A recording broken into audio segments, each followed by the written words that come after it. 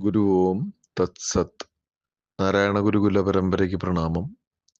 മഹാഗുരുവിന്റെ അനുകമ്പാദശകം രണ്ടാമത്തെ ശ്ലോകത്തിന്റെ അർത്ഥവിചാരമാണ്. അരുളാൽ വരുമിമ്പം അൻപകന്നൊരു നെഞ്ചാൽ വരും അല്ലലൊക്കെയും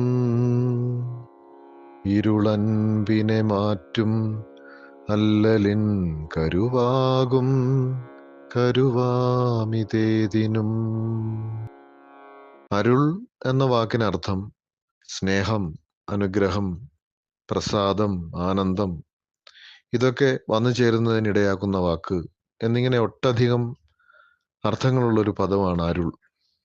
ഇത് സർവേശ്വരനിൽ നിന്ന് നമുക്ക് കിട്ടുന്ന അനുഗ്രഹവും പ്രസാദവും ഒക്കെ ആകാം. അരുൾ അഥവാ സ്നേഹം നിറഞ്ഞ ഇരിക്കുന്ന അവസ്ഥയിൽ നമ്മുടെ ജീവിതത്തിൽ ഇമ്പമുണ്ടാകും. ആരുടെ ഉള്ളിലാണോ, ആരുടെ ഹൃദയത്തിലാണോ ഈ പറഞ്ഞ സ്നേഹം അഥവാ അൻപില്ലാത്തവരുടെ ജീവിതത്തിൽ, ആരുടെ ഹൃദയത്തിലാണോ സ്നേഹമില്ലാത്തത്, അവരുടെ ജീവിതത്തിൽ എല്ലായ്പ്പോഴും ദുഃഖങ്ങളും ദുരിതങ്ങളും ഇങ്ങനെ മാറി മറിഞ്ഞു വന്നുകൊണ്ടേയിരിക്കും. ഈ അൻപിനെ ഇല്ലാതാക്കി തീർക്കുന്നത് അറിവില്ലായ്മയാണ്. അജ്ഞാനമാകുന്ന കൂരിരുട്ട് കാരണമാണ് ഉള്ളിൽ സ്നേഹമില്ലാതെ വരുന്നത്. ഈ സ്നേഹമില്ലാതെ വരുന്ന അവസ്ഥയാണ്, അല്ലെങ്കിൽ സ്നേഹത്തെ സ്വയം തിരിച്ചറിയാൻ പറ്റാത്ത അറിവില്ലായ്മ കൊണ്ടാണ് എല്ലാവരുടെയും ജീവിതത്തിൽ എല്ലാ തരത്തിലുള്ള ദുഃഖങ്ങളും ദുരിതങ്ങളും ഒക്കെ വന്നു ചേരുന്നത്.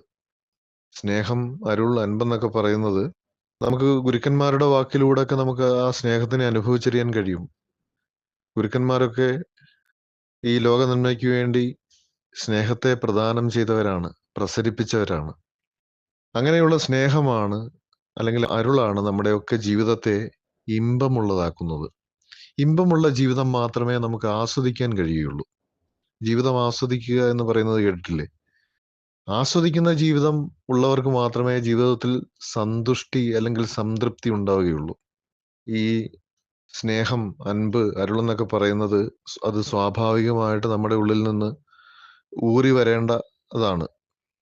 അതിനെ തിരിച്ചറിയുന്നവർ ഒരുപക്ഷെ അറിയാതെ പോലും നമ്മുടെ ഉള്ളിൽ നിന്ന് ഊറി വരുന്നൊരു അനുഗ്രഹമാണ് ഈ സ്നേഹം എന്ന് പറയുന്നത്. ഒരു കൊച്ചു കുഞ്ഞിനെ, പിഞ്ചു കുഞ്ഞിനെ കാണുമ്പോൾ, വളരെ നിഷ്കളങ്കമായ ഒരു കുഞ്ഞിന്റെ പുഞ്ചിരി കാണുമ്പോൾ നാം അറിയാതെ നോക്കി ചിരിക്കാറില്ലേ?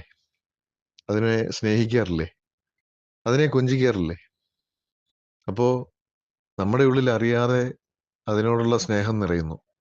ആ സ്നേഹത്തിനെ നിറഞ്ഞു കവിഞ്ഞ് ആ കുഞ്ഞിലേക്ക് പ്രസരിക്കുന്നു. നമ്മൾ അതിനെ സ്നേഹിക്കുന്നു. നമ്മുടെ നമ്മുടെ ഉള്ളിലെ സ്നേഹം അതിലേക്ക് നാം ആ കുഞ്ഞിനെ സ്നേഹിക്കുമ്പോൾ ആ കുട്ടിയും നമ്മുടെ സ്നേഹത്തിനെ അനുഭവിക്കുന്നു. നാം ആ കുഞ്ഞിനെ സ്നേഹിക്കുമ്പോഴും നാം സ്നേഹിക്കുന്നതിലൂടെ നാം നമ്മുടെ ജീവിതത്തിനെ അനുഭവിക്കുന്നു. അതിന്റെ ഇമ്പം നാം അനുഭവിക്കുന്നു. ഇത് സംഭവിക്കുമ്പോൾ ചുറ്റോട് ചുറ്റും നിൽക്കുന്ന ആളുകൾ ഈ കാഴ്ച കാണുമ്പോൾ ആ മനോഹരമായ കാഴ്ചയെ അവർ വളരെ സ്നേഹത്തോടു കൂടി ആസ്വദിക്കുന്നു. ഇത്തരത്തിൽ സ്നേഹമുള്ളിൽ അല്ലെങ്കിൽ ഹൃദയത്തിൽ നിറഞ്ഞിരിക്കുന്ന ആളുകൾ, അതിനെ അനുഭവിച്ചറിയുന്നവർ സദാ ഇമ്പമുള്ള ജീവിതം നയിക്കുന്നു. ആ ഇമ്പം, അവരുടെ ജീവിതത്തിന്റെ ഇമ്പം സകലരിലേക്കും ഒരു അനുഗ്രഹമായി, ഒരു കുളിർമഴയായിട്ട് പ്രവഹിക്കുന്നു. സത്യത്തിൽ ഈശ്വരൻ അനുഭവമാകുന്നത് ഈ സ്നേഹത്തിലൂടെയാണ്.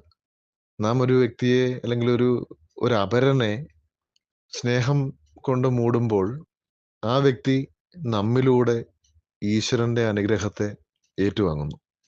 ഇത്തരത്തിൽ മനസ്സിലാക്കുന്ന ആൾക്കാർക്ക് ദുഃഖങ്ങളും ദുരിതങ്ങളും ഒക്കെ എത്ര വന്നാൽ പോലും ഈ സ്നേഹമെന്ന അതിമഹത്തായ അനുഗ്രഹം കൊണ്ട് ഈ സകല ദുഃഖങ്ങളെ, ജീവിതത്തിൽ ദുഃഖങ്ങളൊക്കെ സ്വാഭാവികമാണ്. സ്നേഹം ഉള്ളിലുള്ളവന് തൻ്റെ ചുറ്റുപാടുമുള്ളവരിലേക്ക് സ്നേഹം പ്രസരിപ്പിക്കുന്നതിലൂടെ, അല്ലെങ്കിൽ സ്നേഹിക്കുന്നതിലൂടെ തൻ്റെ ജീവിതത്തിൽ വരുന്ന ദുഃഖങ്ങളെയും ദുരിതങ്ങളെയും ഒക്കെ മറികടക്കാനുള്ള വലിയൊരു അനുഗ്രഹമായി നമുക്കതിനെ, ഈശ്വരൻ തന്ന അനുഗ്രഹമായി നമുക്കതിനെ കാണാം.